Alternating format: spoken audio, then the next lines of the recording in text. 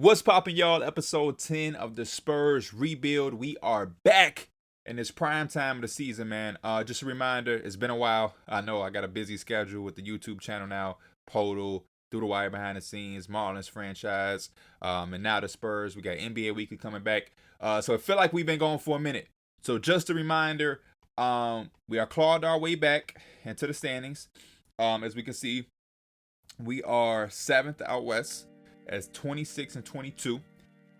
Another thing to remind y'all is tough news to deliver for those of y'all that forgot or maybe just never even saw, but the savior of the season, Romeo Langford, is out for the rest of the year. So that puts us in a tough situation because he's a guy that uplifted our team at the wing position, and for whatever reason, when he became the starter, we started to hit our stride and become the team that I thought and imagined we would be at the beginning of the year. So with the loss of Romeo Langford, that now puts us in a position to now be a couple weeks away removed from the trade deadline, and we are in the market for a wing. And some of the options that I went over, Nikhil Alexander-Walker was an option. Rui Hachimura, who a lot of y'all loved, was an option.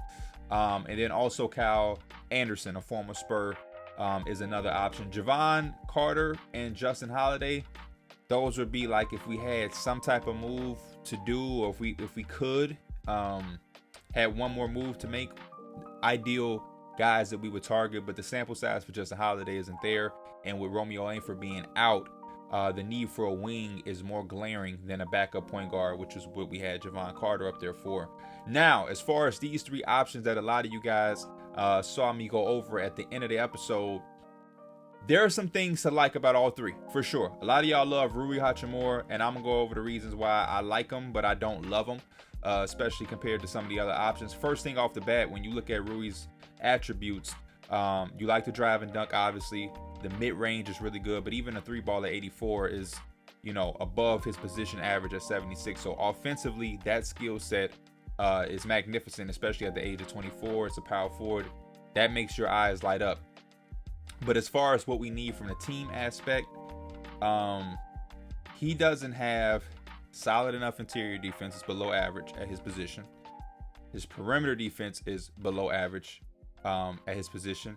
The steal is above average, but I mean, the position average is only a 44, so a 55 isn't really doing much. Block shot, way below average. And then the rebounding isn't blowing me away either. For his size and his position, he's under his position average in both defensive and offensive rebounding. And the lateral quickness is something that's probably the best thing about him defensively. But everything, help defense too. I'm gonna give him his credit on help defense, but everything else just isn't there. And as much as I like to help defense, I think it's a little bit overrated if you don't have the attributes to help while you're in help defense. So you can be in position and to know where to be on help defense or on defense, but if you don't have the attribute to block the shots and protect the rim or get a steal or whatever, then you being high on the help defense kind of it defeats the purpose, so to speak. Everything else about him is solid, though. Everything else about it is solid. The other part that I don't like about him, as we talked about with his age, I'll go over the badges really quick. There's no defensive badges. We got back down punisher, limitless takeoff, lob city finisher, posterizer. Those are all nice badges. Triple threat juke and glue hands are cool too. But contract, at 24 years old, we would have to worry about going into the offseason and wondering what we're going to do with him. You know what I mean? Do we want to extend him? How much is he worth? And I don't really think with a 24-old Rui Hachimura will have enough sample size with half a season to see what he's really worth. He's already making $6 million. I have to imagine he would want more. And to go into the offseason with already having Devin Vassell and just different people that we have to worry about, and we're already very not very tight, but with DeJounte extension, Pascal's contract, and what we gave DeAndre Ayton, we just don't have the money to kind of play those games. So that's a tough thing between him and Nikhil, who again is also 24 years old, into his contract, his rookie contract. So he's going to go into the free agent market looking for a bag and looking for some money. As far as Nikhil goes, though, I do like the fact that he has 2 defensive badges, which is pickpocket and ball stripper. He has some playmaking. He has the hot zone hunter, which we like. Offensively, his skill set is really nice. Good mid-range shot, knockable down 3. Free throws is nice. Everything is around average, a little slight below average or a little above average. So I like his offensive makeup and skill set, even a ball handle and things like that. Interior defense, it's not going to be guarding the interior, so that's fine. But he has above perimeter defense attributes. His steal is 83. His block is a 51. Rebounding, neither here nor there. Defensive rebounding above his position average. Lateral quickness is 80. So he has an 80 steal, 83, 80 perimeter defense, and an 80 lateral quickness with a 75 help defense and a 74 pass perception. Those are all good tools and attributes to have on a player like him with his size at 6'6", and also that goes with his scoring ability. So that's what draws me to him. Still that contract, man. Still that contract. Because we're gonna have to find a way to find his value. We already got Romeo Langford on an expiring deal, Devin Vassell, then we add Nikhil Alexander-Walker. So I gotta be smart about what position I'm putting us into. And then last but not least, Kyle Anderson, who at the end of episode 9, I kind of was like, we be good on him. Him and Pascal can be a little redundant. I think I was saying something like that. But when you really look into Kyle Anderson in depthly, first and foremost, I want to go over the contract. Okay, let's talk about the contract. So he is not 24 years old. He's 29 years old. He has 2 years left, so we won't have to worry about his contract or giving him any money. We'll just be taking on his salary and dumping off Lonnie Walker's. So I think that's a fair exchange. And then when you talk about the attributes, Kyle Anderson, good driving layup at 79 for his size. Obviously not above the rim, but 92 close shot, 88 mid-range shot, 74 3, slightly under position average, but I think 74 3 we can work with. 78 free throw above average.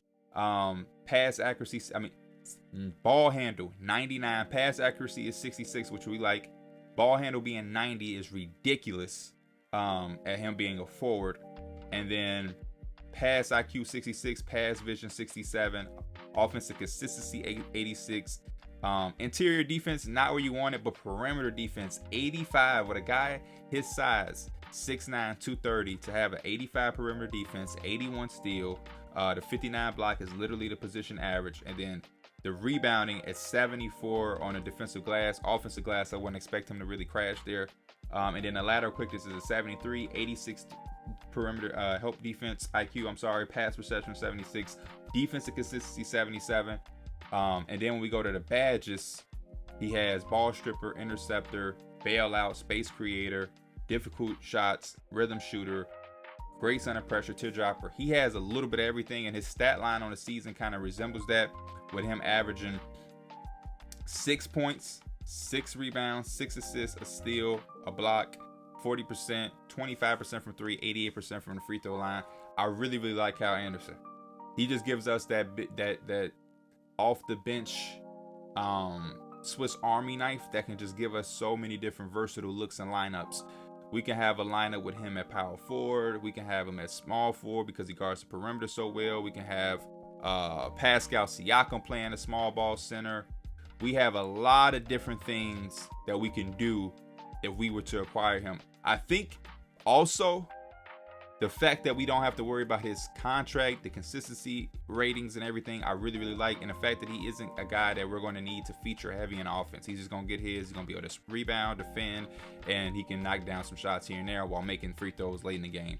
Kyle Anderson may be the ideal piece. I'm going to go and we're going to do a trade finder for all of these different guys and just see what the asking price is around. So the first guy right here, since we right by the Wizards, we'll go Rui Hachimura and see what they pick up for us. We're definitely not trading any of those guys that they want, but here's the deal. Lonnie Walker, JaVale McGee, and a 2025 first round pick to the Wizards. And we get back Rui and Daniel Gafford. To be honest with you, I would probably X out Gafford and McGee. I would rather just keep McGee on a low budget deal. because it looks like Daniel Gafford got an extension, so that contract is going to hit up after next year. And I don't really want to acquire another young big because Mark Williams is going to eat those minutes up. So we're just going to put ourselves in a position to have a irritated Daniel Gafford who makes a decent amount of money. So right now he's on a $1 million, and then it jumps up to 12, 13. It's just, that's too much money to give a third string center. But this would be the ideal where Lonnie goes there, and then we get Rui. They don't have Bradley Beal anymore. Got to remember that. The next guy that was on our list plays for the Jazz, Nickeil Alexander-Walker. And they don't even have a deal. Okay, here's the deal. We'll go Lonnie Walker to the Utah Jazz with Rajon Rondo for Nickeil Alexander-Walker and Udoka Azubuike. Solid. Probably would take off Rondo and Azubuike and try to just see if they would do it head up. 2 24-year-olds swapping it out. The thing about Lonnie Walker is that he's already signed to an extension, and it's a fair deal. That would be the want and the get for the Jazz, and the get for us is that we like Nickeil Alexander-Walker a tad bit, but it also could be redundant because if you look at Lonnie Walker, his attributes are kind of the same. Doesn't have the mid-range shot. He has a 3, the free throw, but his perimeter defense 87. The steal isn't there, but the lateral quickness in the perimeter defense and the help is there. He just doesn't have the size, and he also doesn't have the steal, which is what Nickeil has. What about the badges for Lonnie? Let me get familiar with Lonnie's badges really quick. 5 badges. Chase down artists. So that would be that. And then Dallas Mavericks, Kyle Anderson. Lonnie Walker goes there. And it looks like they saying they give us a first round pick. Lonnie Walker, DJ Wilson, Keita Bates-Diop, 2 Spurs coming back to San Antonio. Which I kind of like. And for them, they don't have Jalen Brunson anymore. So I guess you look at Lonnie Walker as like that 6th man off the bench. Potentially. I'm trying to think of what they need. Yeah, you make him that guy off the bench, I guess. Because right now, outside of Spencer Dinwiddie and Doncic, I would guess that their scoring probably just isn't there. 27, 15. Zubac is giving you 12. Hardaway is giving you 16. That's a lot from Hardaway. And Bertans is shooting the ball well, so you can slide him in. I just think that Bertans playing center is the problem. They can't have that because I think that's what they did against us.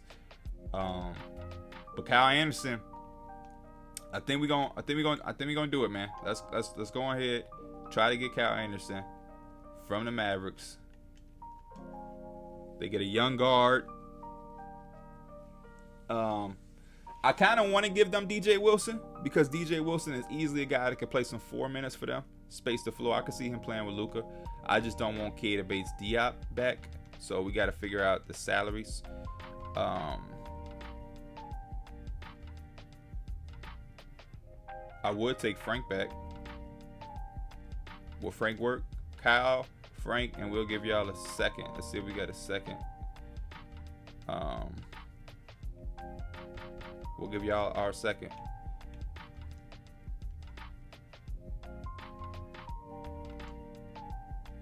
Y'all not interested in this trade. Why y'all not interested in this trade? What if we give y'all one more second?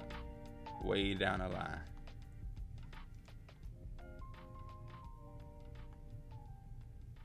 Why is this trade? Why is there no interest? Because DJ Wilson ain't got 2 stars? Let's see. Let me see if I got somebody that has 2 stars that'll make them light up at the face. I don't think I do because everybody's hurt. What about McGee? Do y'all want McGee or some shit?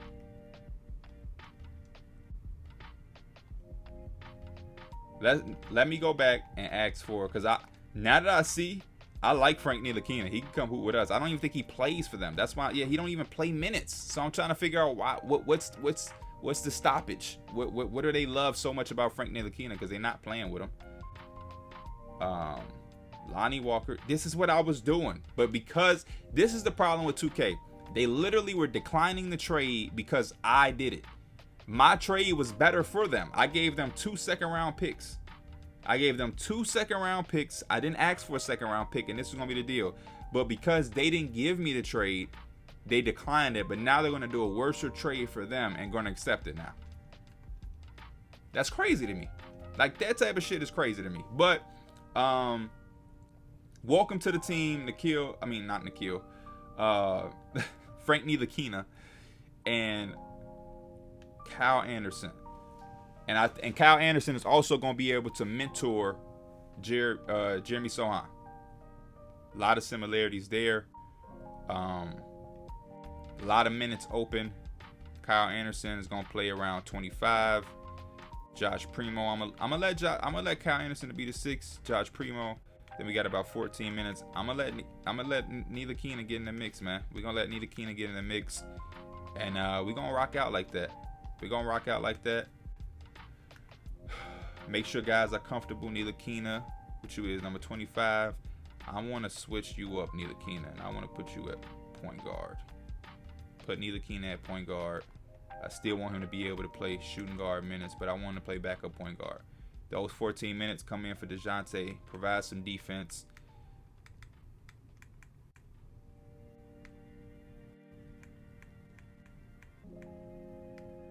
Just rock out with 25. I'm going to just let him rock out with 25. I thought it'd be some better numbers for him.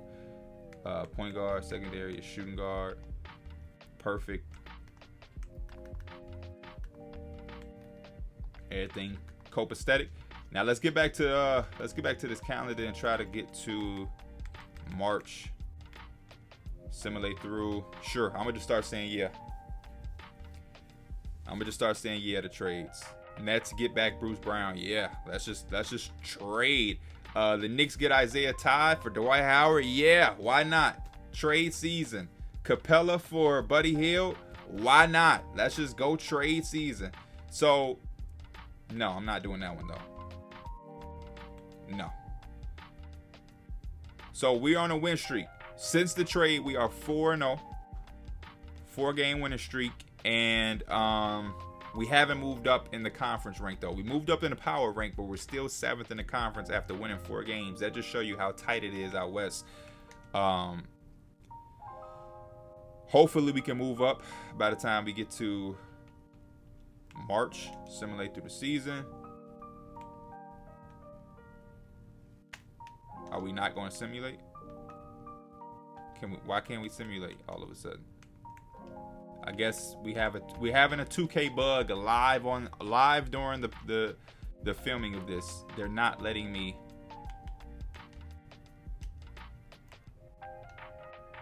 Oh, I got to start the draft. I don't want to do the draft, y'all.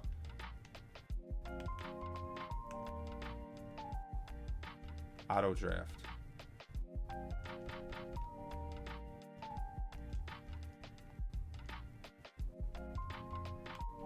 Yes, it's auto draft. Yes, I don't care. Yes, I don't care. 5-game winning streak. That was so weird. I was wondering, like, what the hell was going on?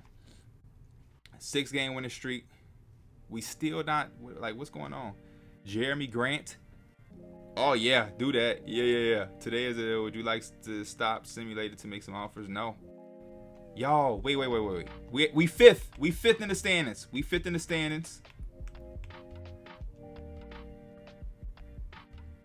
fifth. We a half game back, bro. We are right back in the mix, y'all. We right back in the mix. We are right back in the mix, man. That's all I wanted. Let's see. Let's get through March, and I'll look at how some of these new acquisitions have been doing. Let's 2 more wins, and we in. Let's go. Jeremy Sohan is back as well. 2, 3, 4, 5, 6, 7, 8, 9, 10, 11, 12, 13. I didn't even realize a 13-game winning streak before All-Star break. Y'all see this. I'm not doing nothing. I didn't do anything. I don't want nobody to think everything is the same. I didn't switch no sliders. The same team with all these reds and losing. This is the same thing. It's the same thing. I didn't do anything. We just got our chemistry up. We hooping. Everybody green. I haven't done anything. I just want to make that clear. I ain't do nothing. I'm just see how some of these guys been doing. Pascal, cool. Neela Keena, cool. Kyle Anderson, just doing Kyle Anderson type things. Aiden, Kyle Anderson, 18-8-3, a block and 2 blocks and a steal. DeJounte, Frank out here got a block, 2 for 9 though. Frank shooting the ball a lot.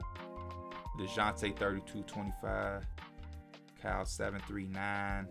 Yeah. Johnny Davis, okay. Kyle Anderson,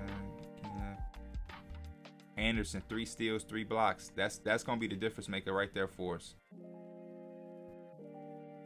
Steal, Neela Keena, Kyle Anderson.